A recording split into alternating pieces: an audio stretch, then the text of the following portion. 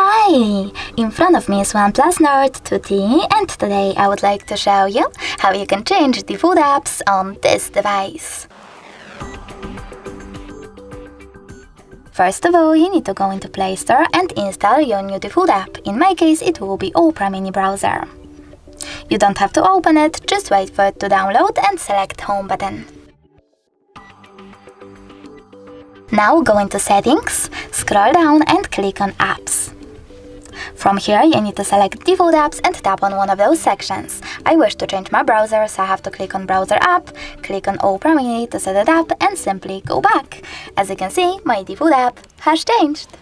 Thanks so much for watching. If you enjoyed this video, smash that like button, comment, and definitely subscribe. Bye!